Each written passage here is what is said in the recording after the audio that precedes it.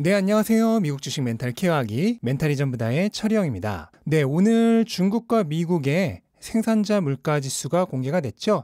그로 인해 오늘 시장이 굉장히 좋은 반응을 보였는데요. 일단 중국의 생산자 물가 지수는 굉장히 높았습니다. 전년 대비 10.7% 급등을 했고, 이거는 1996년 통계 집계 시작 이후 26년 만에 최고 수치였습니다. 최근 급등한 에너지 가격의 영향이 결정적이었고요. 미국도 생산자 물가 지수를 발표했습니다. 전월 대비 0.5%로 시장 기대치보다 약간 낮았고, 연간으로도 8.6%로 마찬가지로 시장 기대치보다 약간 낮았습니다. 조금 의외의 결과였죠. 다만 생산자 물가 자체는 계속해서 오르고 있는 것은 맞습니다. 역시나 문제는 에너지 가격의 상승이죠. 이게 PPI에도 지금 가장 큰 영향을 주고 있고, 에너지를 제외한 핵심 PPI는 6.8% 상승으로 시장 기대치 7.1%보다 확연하게 낮았고요. 이렇게 생산자 물가 지수가 예상보다 낮게 나온 영향으로 인해서 채권 수익률은 오늘 3베이시스 포인트나 추가 하락을 하면서 주식시장에는 호재로 작용을 했습니다. 오늘 미국의 생산자 물가 지수가 예상보다 낮게 나오긴 했지만 현재 지속되고 있는 달러 인플레이션과 에너지 가격 급등으로 인해서 원자재를 포함한 기업들의 원가는 추세적으로는 상승할 게 분명합니다. 문제는 이렇게 높아진 원가를 기업들이 소비자에게 얼마나 전가시킬 수 있느냐 하는 점이죠. 이 지점에서 중국과 미국의 차이가 있는데, 중국은 CPI는 별로 오르지 않았어요. 하지만 미국은 5.4%나 상승을 했죠. 이 얘기는 미국은 원가 상승을 소비자에게 전가시키고 있고, 반면 중국은 못하고 있다는 뜻인데요. 두 가지 의미에서 차이가 있는데, 우선 기업 입장에서 보면 미국은 대부분 소비자에게 원가 전가를 시켜도 상관이 없는 강한 가격 결정권을 가진 기업이 많다는 뜻입니다. 반면 중국은 아직도 대부분의 기업들이 서로 가격 경쟁을 하는 중소 제조업 기업들이 많죠. 그러므로 가격을 올릴 수가 없습니다. 그래서 전가를 못 시키고 있는 거예요. 또한 소비자 입장에서 보면 미국은 얼마 전까지 이어왔던 대규모 부양책과 현재 실업률이 팬데믹 이후 최저치로 개인 소비 지출 역시 최고치인 상황입니다. 한마디로 소비 심리가 매우 활발한 상황이라는 뜻이에요. 그러니까 미국은 기업들이 원가를 소비자에게 전가시킬 수 있는 상황이란 뜻입니다. 물론 지금처럼 원가가 계속해서 상승한다면 미국도 분명 한계는 있을 것입니다. 이거는 장단점이 있는데, 만약 기업들이 치솟는 원가를 전부 소비자에게 전가를 시킨다면 인플레이션이 소비자 물가 지수로도 확산을 해서 소비자 물가 지수가 더 높이 치솟을 가능성이 있습니다. 그러면 조기 금리 인상을 불러일으킬 가능성도 있죠. 반면 치솟는 원가를 소비자들에게 별로 전가를 못 시킨다면 기업들의 마진이 줄어들 테니 실적이 안 좋아질 수 있습니다. 그래서 주식시장으로서는 약간 딜레마에 빠진 상황이고요. 가장 좋은 거는 적당한 지점에서 밸런스를 잡는 거겠죠. 그리고 9월 FOMC 회의록이 공개가 됐는데, 빠르면 11월 중순에 테이퍼링을 할 수 있다는 뉘앙스의 발언들이 있었습니다. 그래서 다음 FOMC는 11월 2일과 3일인데 이게 끝나고 시행 시기가 발표될 가능성이 굉장히 높습니다. 그래서 11월부터 하던 12월부터 하던 연내 실시할 가능성은 거의 확실해 보이고요. 다만 이거는 이미 수차례 얘기를 했던 부분이기 때문에 시장에 미치는 영향은 제한적일 것이라고 봅니다. FOMC 의사록이 공개되었음에도 오늘 시장이 올랐다는 게 그 증거죠. 다만 여전히 테이퍼링을 발표를 하는 시기에는 시장이 단기적으로 하락할 가능성은 있습니다. 자, 이번 주부터 미국 주식시장이 본격적으로 실적 시즌에 돌입을 했죠. 그래서 시장은 이번 실적 시즌에서 기업들의 상황을 의심의 눈초리를 치켜세우고 매우 면밀히 관찰할 것입니다. 무엇을 관찰하느냐? 기업들의 마진이 줄지는 않았는가, 또 줄어들 것이라고 가이던스를 발표하지는 않는가 하는 점입니다. 왜 이거를 면밀히 관찰하는가?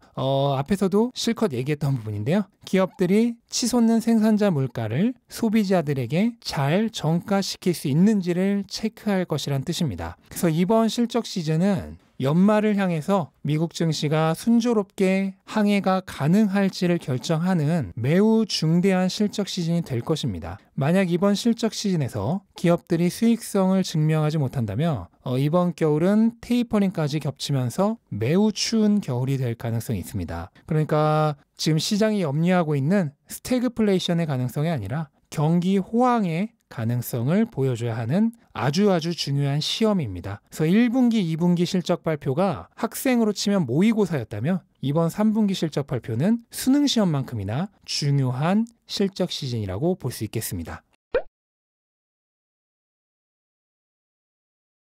일단 이번 실적 시즌의 선두를 끊는 거는 은행주들인데요. 오늘도 다수의 은행주들이 좋은 실적을 보고 하면서 은행주들이 실적 시즌의 스타트를 괜찮게 끊어줬습니다. 은행주들이 좋다는 건 그만큼 향후 금융시장이 활발할 가능성이 높다는 뜻으로 보여지고요. 만약에 스태그플레이션이 된다고 생각한다면 은행주들의 주가는 절대 오를 수 없죠. 건전한 경기 회복과 인플레이션이 동시에 온다면 은행주들은 경기는 좋으면서 금리도 오르기 때문에 실적에 매우 유리한 환경이 될 것입니다. 그래서 현재까지는 그런 방향으로 나아가고 있는 모습을 보여주고 있습니다. 네, 그리고 애플이 어제 칩 부족으로 아이폰 생산에 차질을 빚을 거란 뉴스가 나온 이후에 급락을 했지만 오늘 반등했습니다. 오늘의 반등은 기술적으로 굉장히 긍정적인 모습인데요. 바로 지난주부터의 시장의 불안 기간 동안 몇 번이나 이전 박스권의 저항선을 지지선으로 완벽하게 버텨주는 모습을 다시 한번 확인시켜 주었기 때문입니다. 이거는 지지 매물대가 매우 견고하다는 뜻이에요. 그래서 기술적으로는 $130 후반을 바닥으로 삼아서 움직일 가능성이 큽니다. 그런데 결국 애플도 이번 달 말에 있을 실적 발표가 중요합니다. 애플은 현재 자사의 결제 시스템을 강요하기 어려워진 점과 아이폰의 생산 차질이라는 대단히 큰 두 가지의 퍼드에 직면해 있습니다. 그래서 이번 실적 발표에서 직접적인 전망 또는 간접적인 향후 실적 전망을 통해서 이 퍼드를 해소해 주는 게 굉장히 중요해진 상황입니다. 그런데 만약에 가이던스를 아예 발표하지 않는다면 시장은 부정적인 반응을 보일 가능성도 높다고 봅니다. 네, 그리고 그레이스케일 비트코인 신탁을 통해서 비트코인에 투자를 하던 대표적인 비트코인 불세력 중 하나죠. 돈나무 누나 캐시우드가 아예 스스로 비트코인 선물 ETF를 만들기로 했습니다. 그래서 블룸버그의 보도에 따르면 아크가 SEC에 비트코인 선물 ETF를 신청을 했다고 하고요. ETF 명칭은 아크 21 쉐어스 비트코인 선물 전략 ETF로 ARKA라는 티커로 거래가 될 예정입니다. 그래서 비트코인 선물 계약에 투자하는 펀드가 될 거고요. SEC는 지금 비트코인의 ETF 승인을 계속 미루고 있죠. 하지만 게리 겐슬러 위원장이 비트코인 선물 ETF는 조만간 승인할 것이라는 뉘앙스의 발언을 함으로써 이 ARKA도 연내에 승인될 가능성도 충분히 있다고 보여집니다. 네, 그리고 오늘 테슬라 주가가 장중 $820까지 돌파를 했습니다. $800를 돌파한 이후에 연일 상승 중인데요. 하지만 오늘 시장이 매우 강했던 걸 생각하면 생각보다 그렇게 많이 오른 건 또 아니죠. 테슬라 주가는 $800를 돌파한 이후 확연하게 매수세가 줄어든 모습이 보입니다. 다만 이 시점에 테슬라를 매도하거나 공매도 치려는 세력도 별로 없어 보여서 적은 거래량과 함께 주가가 찔끔찔끔 오르는 모습이라고 보시면 되겠습니다. 그리고 10월 20일에 있을 실적 발표를 앞두고 매수세와 매도세 양쪽 모두 거래를 보류하고 있는 상황인 것으로 판단이 됩니다. 그러면 테슬라도 결국 실적 발표가 승부처가 되겠죠. 네, 그리고 테슬라의 비트코인 평가 수익이 $10억 넘는다는 뉴스가 나왔는데요. 테슬라는 2월에 비트코인 $15억 매입을 했습니다. 이후 비트코인 가격 $50,000 정도에서 10% 정도를 팔아서 $1억 3천만 정도의 수익을 냈습니다. 그리고 나머지는 보유 중이고요. 현재 약 43,000개 이상의 비트코인, 그러니까 $25억 정도의 비트코인을 가지고 있고요. 그러면 $15억 매수를 해서 10%를 팔았으니까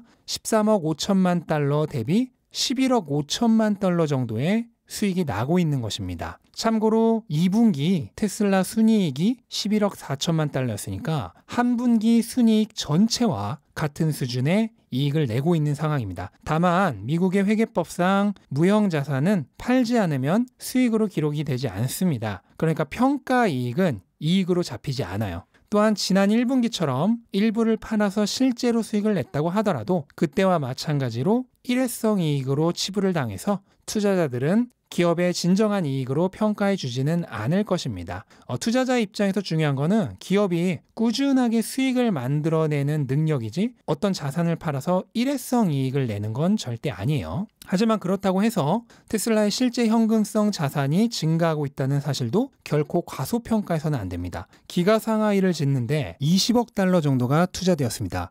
그러니까 지금 공장 반 개 정도 지을 돈을 벌고 있다는 거예요. 결국 이 돈으로 공장을 짓는 날이 옵니다. 그래서 이 이익이 테슬라의 지갑으로 들어오는 날이 올 것이고 결국은 평가받는 날이 올 것입니다. 네, 그리고 바클레이에서 테슬라 목표 주가를 230달러에서 300달러로 무려 30%나 상향을 시켰습니다. 물론 매도 등급이고요. 테슬라의 현재 평균 목표 주가는 700달러가 조금 안 되는 상황입니다. 예전에 한참 주가가 목표 주가를 밑도는 시기가 거의 반년 가까이 있었죠. 근데 그때도 저는 늘 얘기를 했습니다. 이거는 잠깐이고 결국 목표 주가가 계속 테슬라의 뒷공무니만 쫓아오는 날이 올 거라고요. 그리고 이제 그런 시간이 온 거죠. 3분기 실적 발표를 하고 나면 기관들의 목표 주가 줄 상향이 있을 것으로 예상을 하고 있습니다. 그래서 아마 이 목표 주가도 한 700달러 중반대까지는 금방 오르지 않을까 생각이 됩니다. 네, 오늘 시장 이렇게 정리를 해봤고요. 정말 오랜만에 3대 지수가 모두 강하게 오른 날이죠. 최근에 이 정도로 분위기가 좋았던 날이 별로 없었던 것 같은데 이번 주 거래일 이제 하루 남았습니다. 그래서 내일까지 이 추세를 이어가서 저희가 기분 좋게 주말을 맞이할 수 있었으면 좋겠고요. 다음 주부터 이제 정말 중대한 실적 시즌이 시작되는데 부디 저희가 투자하고 있는 기업들이 좋은 실적을 발표해 주기를 바라는 마음으로 오늘 영상을 마치겠습니다. 영상 도움되셨다면 구독과 좋아요 부탁드리고 즐거운 하루 되시기 바랍니다. 감사합니다.